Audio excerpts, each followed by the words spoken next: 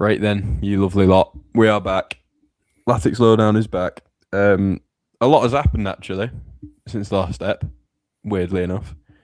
We'll get this out the road because it's just a little bit of, something funny to kick off with. Ryan Lowe and Tranmere. Oh, how the Calamity have fallen, am I right? Honestly, I feel bad for Tranmere fans. Yeah. See, it's bad that, innit? When you, if you'd have said about Ryan Lowe literally a year ago, that you'd be feeling bad for Tranmere fans for getting him. It's just, I don't think it works as a manager. I just think his ego's too big. Like, obviously, we can speak about for days about what Ryan Lowe did to Wigan, because boys were Latics fans, but I just think his ego's too big for football. Yeah, he's got a Premier League ego and a non-league mindset. Is the best way to say it. Yeah, it's not a Tranmere podcast, but please get Pete Wild. If Tranmere fans are listening, please get Pete Wild. Honestly, if you're praying at the altar with Pete Wild at the minute. I don't know why a Tranmere fan would be listening to this. Although, Ryan Lowe, you never know. Someone might be tuning in from that neck of the woods. Avoid. What's Tranmere's situation like in League Two? I think they lost to Newport the other day, which I don't think is a good move. I think they lost to Newport. But are they down there, or I can only they're near the bottom. They're near the bottom. And who do you want to inspire? You do want to inspire some lads. Ryan Lowe. Ryan Lowe's an inspirational figure. Yeah, avoid him like the plague. But I just thought we'd kick off with that because I find it quite humorous that a man that at one point was flirting with the playoffs in the Championship has had his career tanked that much by his time here. 8 points above the relegation zone, but they've got to Barrow of 2 games in hand, so it could be. Lost 10 in the last 11, I think. Right, okay. So Ryan Lowe goes in, inspires the lads, and they lose the next 10. Is what I've seen. Yeah, pretty much. I can support that motion. But yeah, we've had quite a lot kick off since the last time we were here. Obviously, we've beaten Huddersfield, which we'll get into a little bit later. We'll just start with that, shall we? Huddersfield. Thoughts, Josh? Solid performance. Just a solid win for a side, for 2 sides which lacked real quality at the time.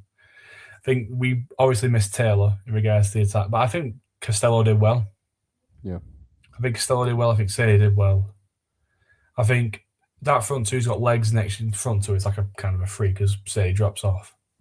It's kind of interchangeable. I think it's got legs next year. Obviously, you'd like to see. Obviously, we've seen Nombe linked, but you'd like to see a bit more.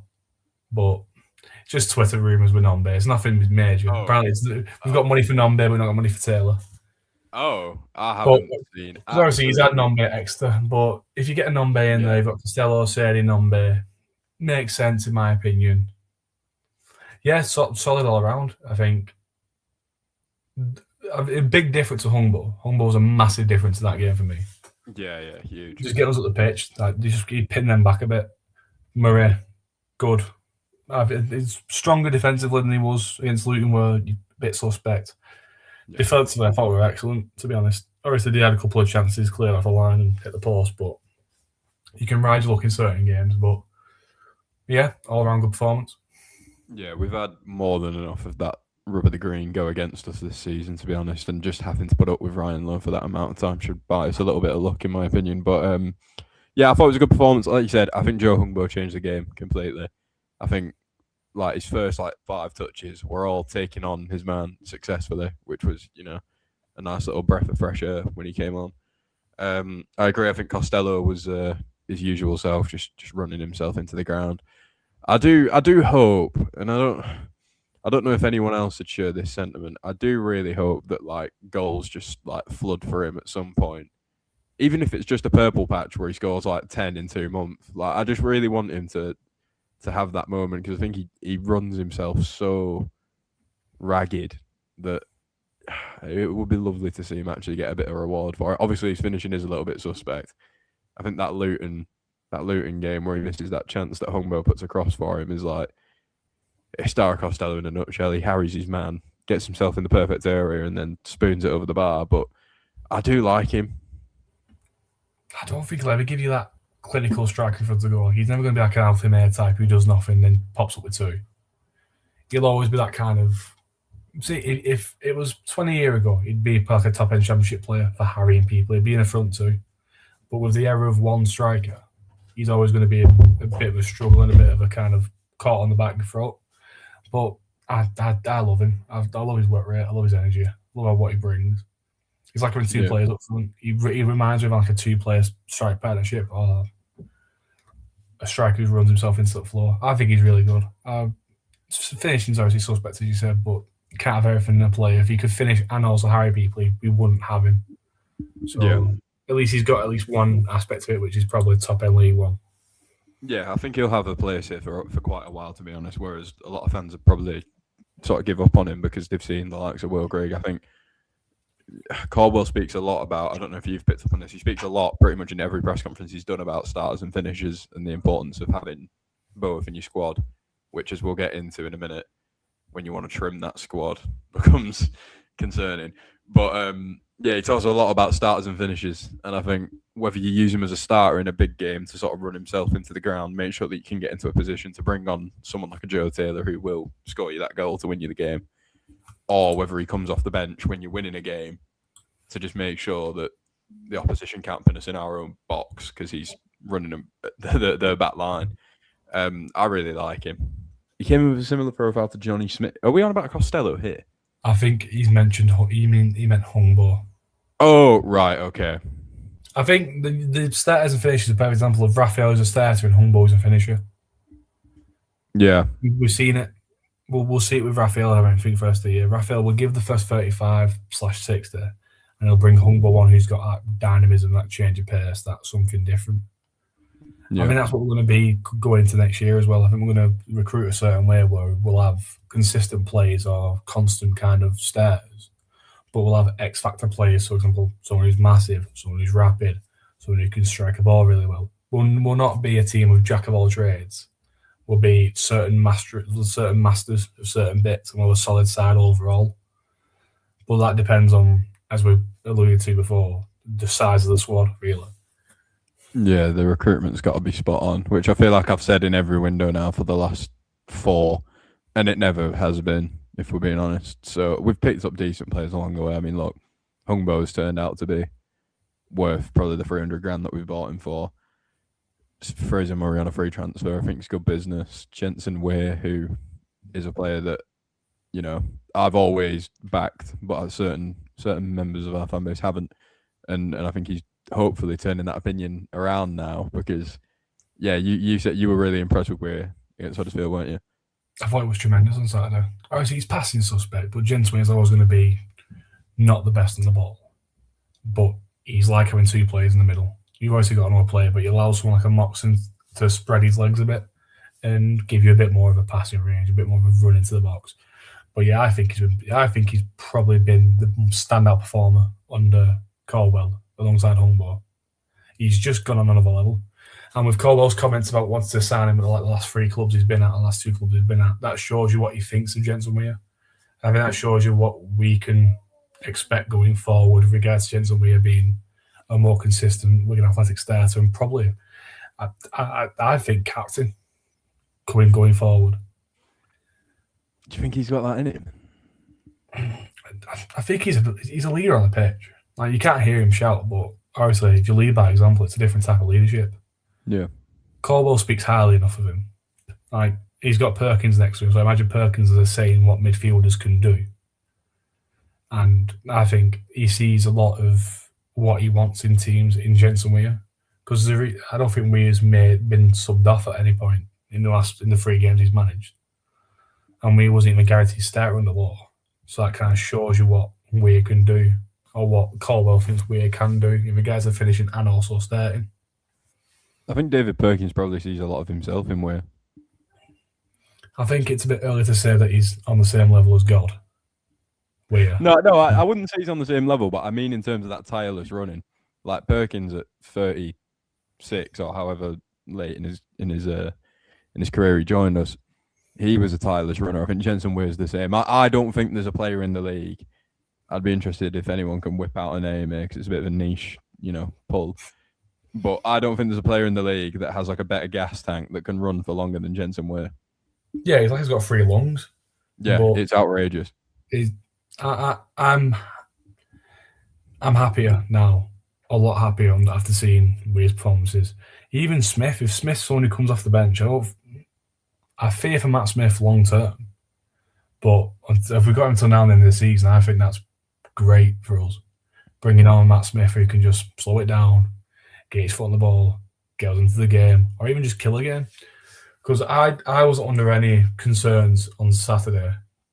Maybe the harness chance, which Tickle pushed up, and Yeah. but I don't think there was after we scored, I wasn't fearful at any point we conceded, and that's a massive testament to what that defense and midfield is doing. Yeah. Yeah, 100%. I think, like Weir is a massive beneficiary of Caldwell. I think even if you look at Gary Caldwell midfielders at Exeter over the last sort of 2 seasons, you look at people like Ryan Trevitt, Braley, like they do match Jensen Weir's sort of. If you were to map out all their abilities on one of them spider diagrams, like it does kind of marry up to what Jensen Weir is really. I think he perfectly fits the system as well, because he gives you that different, like, because obviously you always want, you're like wanting yin and yang. So you want someone who can play with the ball, for example, like a Moxon. You'd want someone who can run himself into the ground and cover the yards and do the dog work, which Weir can do.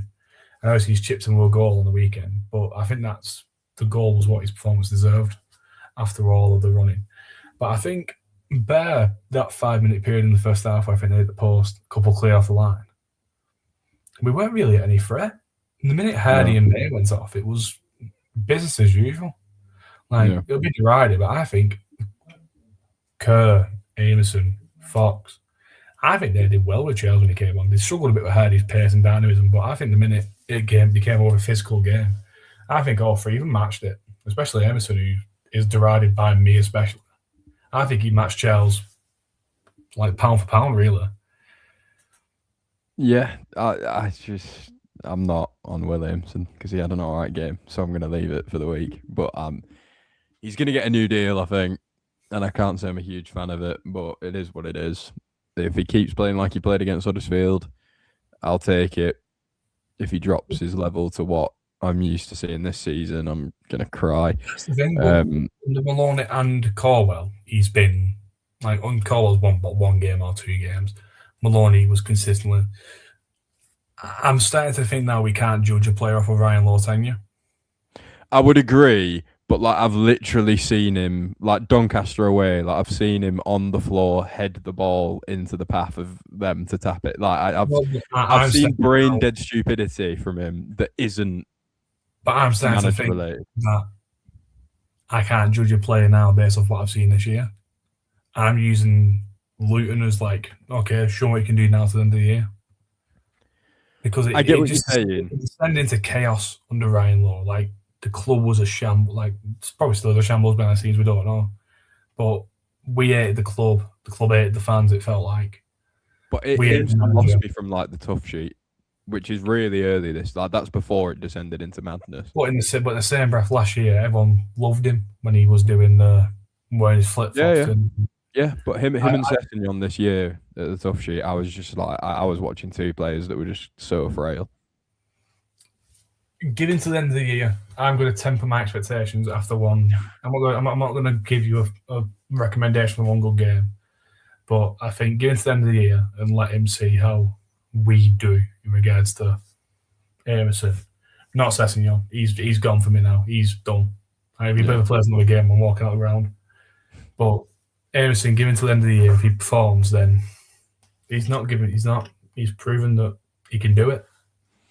Yeah, obviously next up we've got Blackpool away. We'll touch on that a bit later on. But the big thing that we wanted to cover in the sort of middle bit of today's episode is the fan advisory board meeting. Before we rip it to shreds, I will say that in fairness, I have been critical of these, as I am with everything, in the past, especially like when they were talking about TVs on concourses and what food to put in the stands. And I was like, why are we doing this? Like, we are flirting with relegation. We've been a bottom half team, and we've been talking about tellies and hot food. Like, I hated it. It really did my head in. But to be fair, they have actually done a lot of talking about on the pitch and off the pitch, but football related, not telly related issues. The problem is that a lot of it is it doesn't appear to be true. Speaking out both sides of the mouth. Yeah, it doesn't.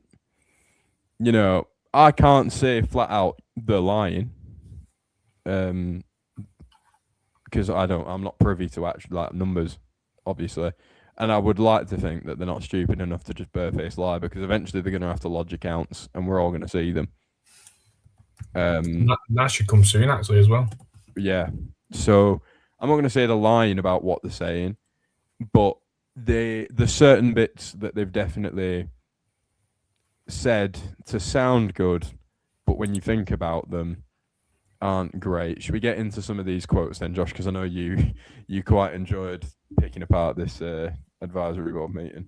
Yeah, it's just individual parts. The bit about the squad size is the bit what really got stuck in my craw, because if you haven't read it, please go back and read it, because it is quite revealing, because it shows you what the club kind of think in regards to certain bits. I could say it to you, but like, this is a direct quote. The squad size is currently high with several players out of contract in the summer, being seen as a risk by supporters. Especially when we would also prefer to utilise the budget differently from next season. A smaller, higher quality squad with a better distribution of wages, i.e. the money's out on the pitch week in and week out. So a smaller squad with a better quality of player either implies that we're going to be funding a lot of the team with youth players, who Barbatoni this year and Chapman more recently haven't really have the ability to show they can do anything in regards to that. But that probably means that your higher earners like Smith, Kerr are probably on the way out to make room for players like that. And I don't understand that marries up, because you need a bigger squad. You need a squad of players. Yeah. With the way, as you said, starters and finishers, you can't have a starter and a finisher in every single position. So that's a 22-man squad, like even if you include a keeper, so it's a 20-man squad. And that's before you have any youth players, any players on loan. I think it makes no sense to me what we're doing. I just don't get it, really. I don't get the statements in regards to squad size. I don't get what we're going for. Yeah, the academy haven't had a chance. Just the AFL Trophy games. Yeah, I'm with you on this. I'm okay with the logic of sort of, we'll cut a few players because we've got. Yeah, well, it depends who they're classing as these first team players, right? Because I can only assume they're counting Babaradiko, for say now, as like a first team player. You have to include Baba, but once again, he's the same as James Carragher. Will he be fit? Well, this is what I'm saying, right? So if you're classing Babaradiko, for example, as a first team player, I'm okay with supplementing our first team squad with the likes of Tobias Brennan, with Harrison Batoni, with Leighton Chapman, with the versions of those players that come through. Charlie McKay, maybe Leo Graham, Adam Mosley. For example, Adam Mosley. Even keepers like Watson instead of Toby Sayer, for example. Yeah. Stop balling in defence. I don't mind that for EFL Trophy games, but I find it difficult to tell me that you want to push on from mid-table in League One into the playoffs, and your backup centre halves, a group of lads who have never had experience of first team football and not even league football, really. Yeah. It's mind bending, to be honest with you. And that goes on, and that's before the so-called changes to recruitment staff and the improvements in the last two windows.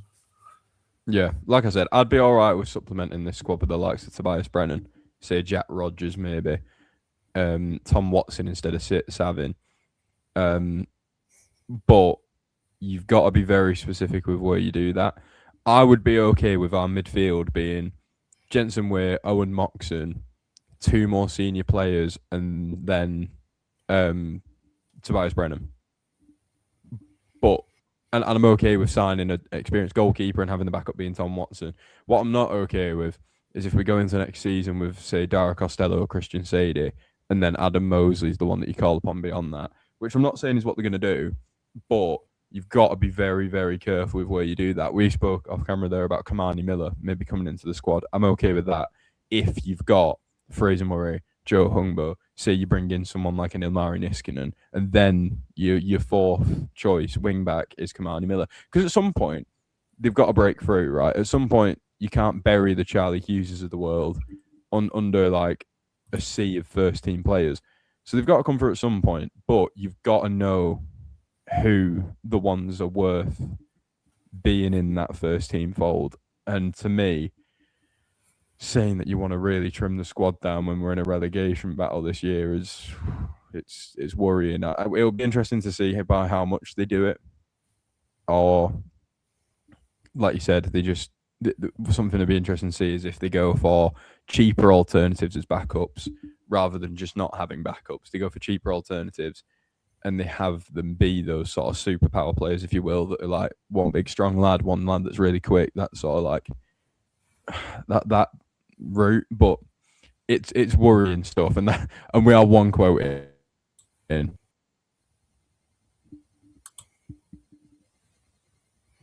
But the issue with this is, like, even when you look at like the quotes regarding the budget, which I know is a big jump from what we've just spoken about, but the direct quote is, this budget would have placed 4th in 23-24. The current budget is 10th, and this is a 10% increase, but we've somehow managed to drop position. That isn't an increase; it's a real-time decrease. Yep. Because you compare to other clubs in your level. Big clubs have come down, such as Cardiff and the likes, who will have a bigger budget than us. This is natural. This is how football works. But the clubs that have come up aren't the biggest in the world. Wrexham's gone up. Birmingham have left the league. We should be a bigger club at this level. So if you're telling me there's 9 clubs spending more than us this year, like, I don't understand what we're doing. I don't know who them 9 clubs could even be, to be honest with you, looking at the league. Like, Bolton, Cardiff. Anyone should be spending more than us out of them? Like, Bolton and Cardiff, admittedly, yes. But other than that, I don't think Bradford, should they be spending more than us? League 2 side? It depends, really, because if they've just got a good ownership who reinvest the amount of money, like, they probably earn more than us. We can touch on it here. The quote about revenues and us being the 19th best revenue making team in the league, which when you actually look at it, that means, oh no, hang on, we are the 5th worst then. We're not like, forget being the 19th best, we're the 5th worst. So if you look at it, you have, like, for example, Stockport County, probably Huddersfield, Luton. Luton with parachute payments, isn't it? Luton, Huddersfield, Stockport County. You can see these clubs, but that's not 8 clubs or even 9 clubs. No. This is if you believe that to be true as well, by the way, which I've got my own personal beliefs that I don't understand where this money has come from, that we are the 10th biggest budget in the league. Like, I don't believe that we are 10th. I believe that we're lower than that. So when you look at it, though, like, wage spend is directly, like, this is the biggest contributor to league position. Mm-hmm. You can see it throughout the Football League. The more you spend on wages, the better players you have, the better you are. Yep. So you can't then tell me you want to be promoted and be a championship side and then spend outside of the playoffs in League One. Yeah. And look, you can break those odds. I look at Lincoln, who I imagine are one of the teams that may be below us. But even then, like, the players they've recruited is Tendai Darikwa, who was solid for us in a League One winning captain. Adam Reach, the championship player. Well, he won the league. He's never dropped the lowest level before us. I'm not dragging Darikwa into this. Sonny Bradley, for example. Yeah. Even like Moylan, players like that, for example, who must have had wage increases, who must be on a decent wage being in there. Vickers in goal. It's this thing of there's players out there who will take less, who will be in your budget. It is up to you to identify them. And they've gone on about change of development staff, change of recruitment staff. There was one man at the club who signs players. He's the one who agrees the deals. And you have not replaced him. So the consistent mediocrity will continue until you've changed the person who identifies and signs the players. But we already know our opinions on Rioch. We're not going to do it again for a fourth episode in a row, it feels like. Yeah. But you can't expect one thing and then constantly deliver another. If you do it, you will get what you pay for in football. And if you pay for 10th in League One, you will get 10th or even maybe below. You might not get above. Yeah. I think Lincoln are the shining example of it. If you are going to... But this is the thing, right, is that, like, even Lincoln... So their goal, let's remember, has gone from being a Premier League team. Now they just want to be a stable Championship team, which I still think is fair enough. It's ambitious to say we want to be a Premier League team, especially with the lack of investment that they do. But if you want to be a stable Championship team, look at Lincoln, right? It is possible to get out of this league on a lower budget than the typical top spenders. It's possible. Like you said, you've just got to get your recruitment right. But what you can't probably do is expect to then be a mid-table Championship team on that. Because let's all be honest here, Lincoln are going to potentially come out of this league and go into the Championship next season, and they'll probably be bookies' favourites to go down. And the chances are they will come down again, because that's just the way it is. Because they'll then enter an even bigger pond where all the top spenders in League One that they've done so well to outfight will be the average in the Championship, potentially even the low end. Lincoln will probably be the lowest spenders in the Championship. So you then enter a completely different terrain. If we try and do the Lincoln model on our recruitment, let's say we get past that first hurdle and we get into the Championship, we've then got to go, right, okay, we've got to recruit to stay here now on a shoestring. And that's just not going to happen, is it? It's just impossible. It's impossible to say, because even when you look at Lincoln, like, we will sell players higher up the league. We have done it since we came down. Lincoln will probably lose Scubala, they might lose Draper, they might lose Moylan. If you lose those three, Lincoln are guaranteed to go back down next year. And that is before you even start a game next year. Like, if a Leicester go down, they can offer Scubala double what he's on at Lincoln, and he might go. Yeah. If West Brom offer Scubala deal, he might go. That is the nature of football. It is there's stratification across the board. The top will be the top, the bottom will be the bottom. And if you want to break into it, you have to be experimental, like the Bs, the three Bs, Bournemouth, Brentford, Brighton. They've done football differently. That's why they're where they are now. But I think when you look at Lincoln, it's not a flash in the pan. I don't want to say flash in the pan because how good they've been. But it's a not every kind of year thing that a club as a bottom end budget goes second by 8 points or 9 points. So it isn't the mean, or it isn't the most common thing. Yeah, it's painful, and it's one of those things now where, like, if Lincoln were to come up to the Championship and then be relegated back down, we're in a world now where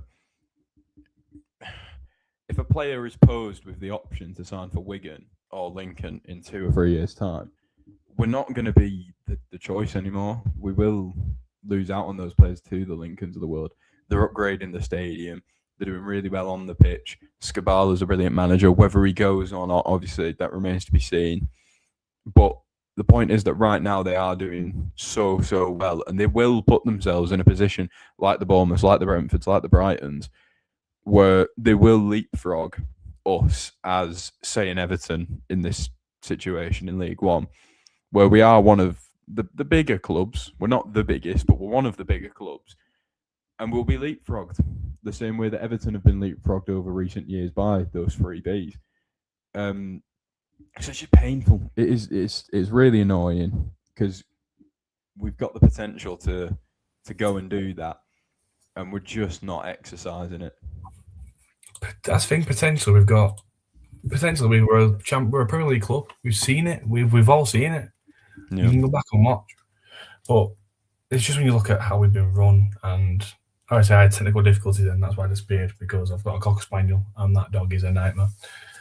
So I've heard bits, but again, potentially, it's like Lincoln less than 10 years ago were a National League club. Yeah. And they pretty much leapfrogged us. their owners have come in and had a constant structure of we will do this, we will recruit this way, we will play this way.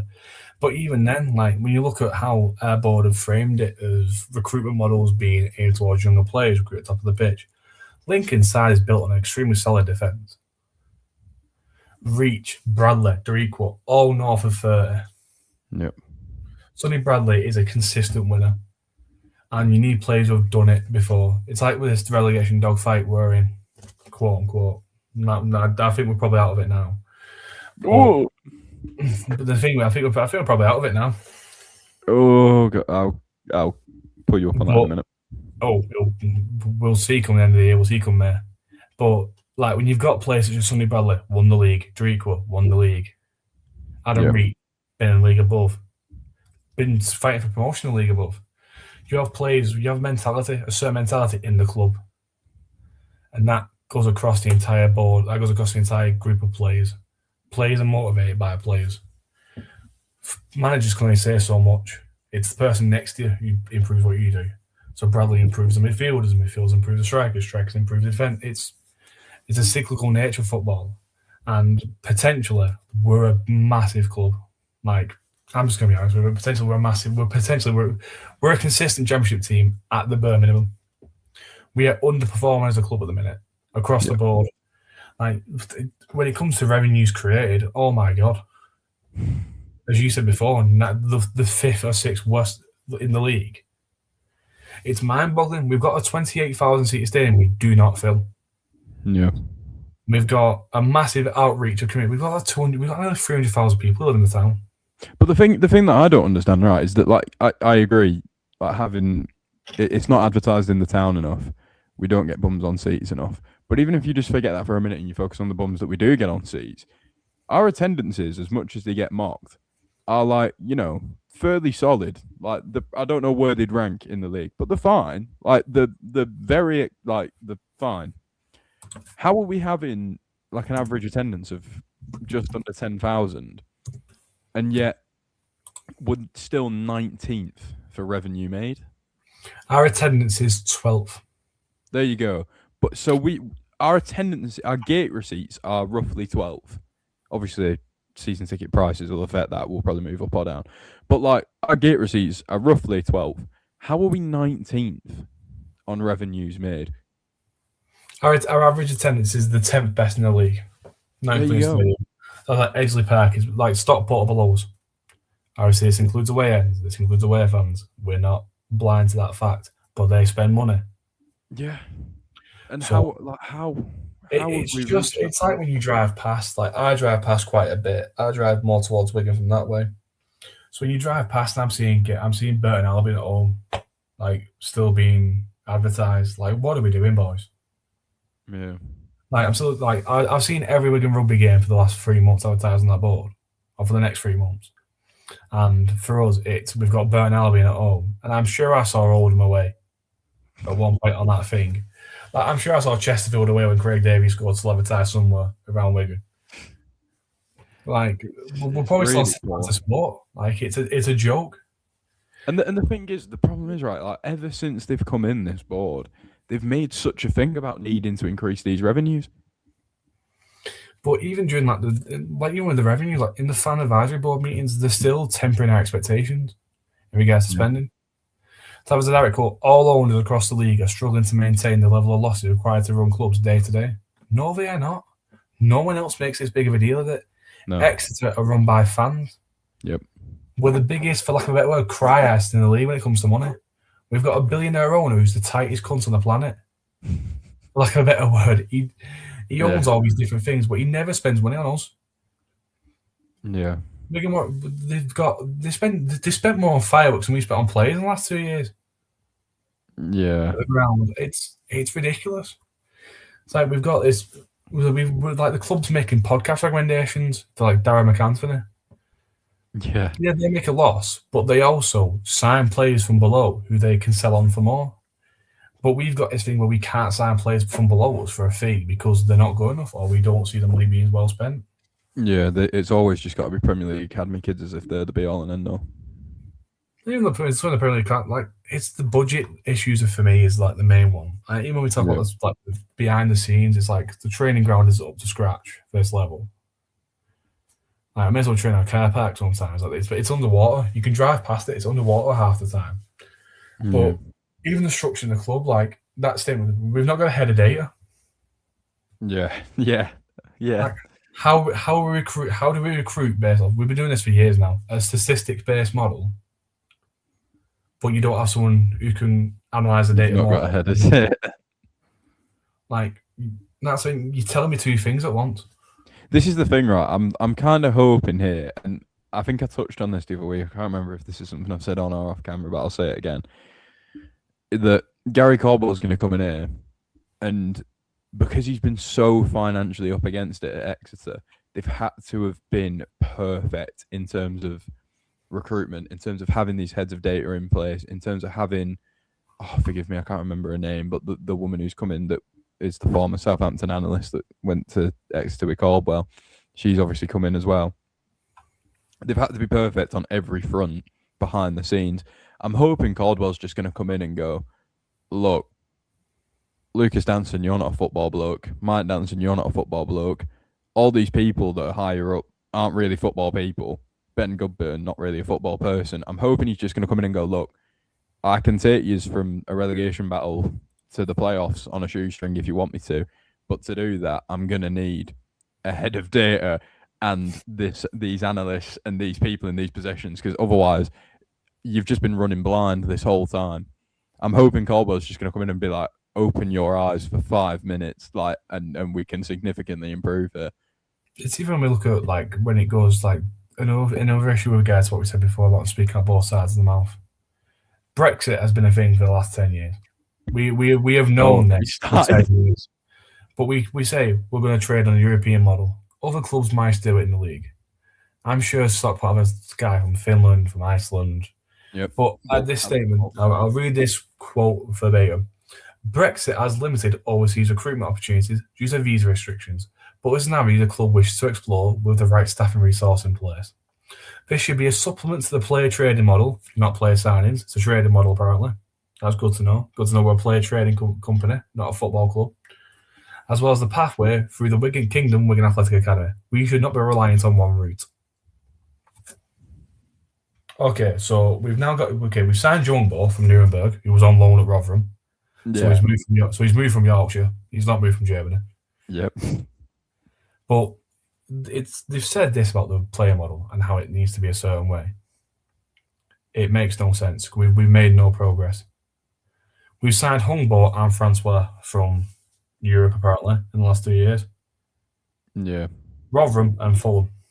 Yep. And I know London's fair, but it's not Europe. Yeah. I know they played on the continent, but let's be serious. It's just, it's a ridiculous statement. And you've seen so many clubs that have done it. Like Portsmouth had that Australian contingent as well when like Cassini Yengi came in, and they brought in sort of 2 or 3 Australian players, and they did boost. I mean, Yengi was one of the best players that season. So like, you know, Yusuf Salek, I know he came in when they were in the Championship, but now he's what? I think he's top scorer in League One for Cardiff. He's definitely up there, and he was linked with multi-million-pound moves to Middlesbrough and clubs for that, for example, at the start of the year. Yeah, and he came in from Sweden. So are we going to wake up at some point? And look, I understand Gary Caldwell may not be that clued up on the Finnish league, but that's where you get your data analysts. And like Caldwell can bring in Niskanen. We've not got a head of data. Can't do that. Well, this is the thing, right? No one can read the numbers. Like they said, you shouldn't be reliant on one thing, right? Your academy should supplement. You should have manager-driven players, like, funnily enough, who I think is Finnish, Ilmari Niskanen. Like, Caldwell should be able to go, look, I'm all up for this, bringing in, like, European talent and that, but, like, bring me Niskanen, because I know him and I've worked with him. He's on a free, and it's going to work, so just give me him, please. That should be completely fine to go and do. But then at the same time, you should have the confidence in your scouting department and in your data people to just drop this random European bloke on him one day and be like, look, Gary, we know you don't know this bloke, but he's going to go and score 20 goals for you, so just don't worry about it. And there you go. It's like even when you look at like the statement even further up that, it's like I know it's a bit of a far cry from what we were, but the statement that we as a club are now better than we were a year ago at this time. How? In what way? I would Is love it, to know. we've left each window in a better place than we began. That's the quote? I'll throw it to the comments. Do you think we're a better club than we were in 2025? Let's take it from the 1st of January this year to the 1st of January 2025. Where we still had Tello, so that's Stephen Humphries. We still had two. They'd walk into our team now, I imagine. They'd do handstands into our team. Humphries probably starts behind the striker, and Tello starts behind him as well. That's just a fact. And they're probably two better players. But it's just when you look at the statements, it's just when we talk about the Fleetwood players, some of the current players we've recruited under the previous management. We genuinely believe that the recruitment has been stronger and better quality in the last 2 windows. Has it? Has it really? I think it maybe has. But we like the standard was on the floor. On a permanent though, like Joe Taylor's alone, he'll be back. On a permanent, no, they can't say that.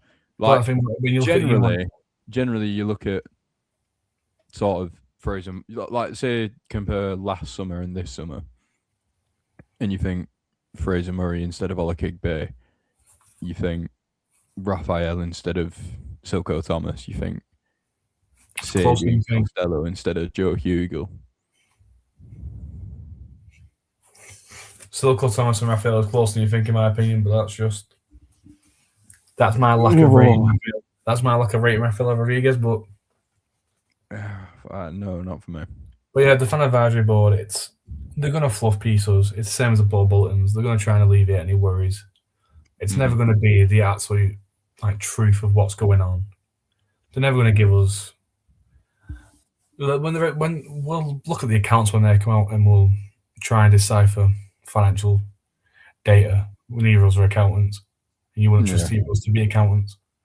So we'll look at that, see what we can scrub from that. But in regards to losses and stuff like that, if we're still making a loss after selling north of £10 million of players in the last 3.5 years, the club is in a seriously wrong place and we're doing something wrong across the board. Yeah. But that's all fun and games. We'll see how it goes. Yeah, definitely. Anyway, next week, well, this weekend, Blackpool, trip to the seaside.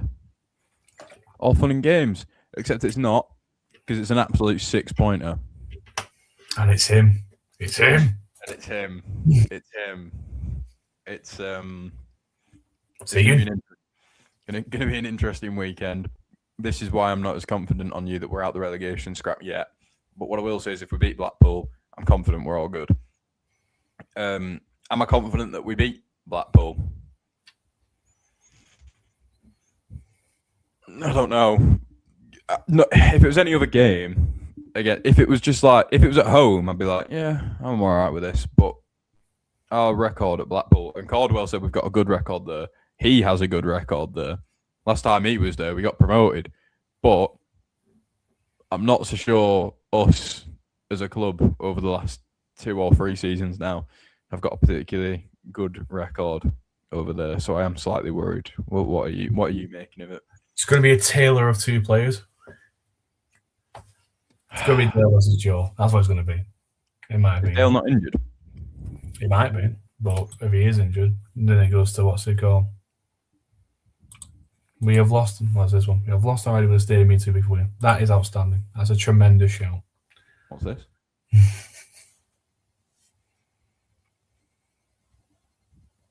We have lost already. You've lost. Am I being stupid? No, you've lost me. I'm not reading that properly. Is a Blackpool fan? Yeah, potentially.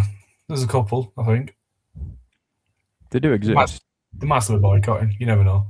It looks like the last couple of games where they've conceded 6. That's what I was saying. But yeah, I think they've got a good quality side. They made some good signings in the January window. I rate Randall as a player. I rate I weirdly rate Fletcher. He didn't really do much for us, but we were a league above and the club was a bit of shambles at the time. And annoyingly, I don't really mind. I do hate him. I hate Everett, but I think this is kind of his level. Lower end League One, mid table League One. He got our Bolton team to a game of being promoted, which is annoyingly a positive for him, considering they might not do it this year. Yeah. But it's a difficult one. It's a really difficult one. I've been speaking about it quite a bit with other people, and I think we'll win, but I don't think it'll be as cut and dry as we want it to be. I think 2-1 or 1-0. I think Yeah, it'll be a close game just to the nature of obviously this relegation battle. Throwing that it's like I wouldn't say it's a derby, but you know what I mean. Local game. We're both on the exact same amount of points. I've just pulled up the league table here. It's I hate every second of this. I'm gonna hate from kick off to the final whistle. Yeah, I absolutely despise this. I've got this big thing in football that narratives rule the day. And there's so many narratives going from Blackpool with this. It's Fletcher, he scored against us at our place. It's Everett, he loves doing another one, he loves doing a double over us. It's narrative laced, and I think that's but then again, we've got the Corwell effect and Perkins. So, yeah, I think I'm positive but not bashful in the same way I was against Huddersfield. Yeah, I mean, we play like pretty much everyone that's around us in this running. It is entirely in our hands to stay in this league. You know, as Gregor Rioch said, we will not be relegated. You better hope that stands up because it is completely in our own hands. We have got no excuses. We've got to play everybody around us pretty much. This is the start of it, really. We've got through that initial period where obviously we had 3 big games in Luton, Stockport and Huddersfield. Now, I don't know who we've got beyond Blackpool. Their position's a false position, though. Like, I'm sorry to say, but they've got a squad which should not be at this level. Yeah, but then you could argue the same for us, to be fair. But I'd say, like, even if you look at their side, like, you're looking at Fraser Horsford, George Winniman, Josh Bowler, Tom Bloxham. These are players who probably walk into the Wigan side, and now Leonard's on the bench. When you go to Joe, I like Joe Randall, Leighton Clarkson's on the bench, and he didn't get on last game. It's a squad of a lot of quality, and I think next year there'll be a side to look out for. But I think we've caught them at a bit of an ebb, but they could also be looking to make a performance after being beaten by Lincoln 4-0. Yeah. But they've suffered quite.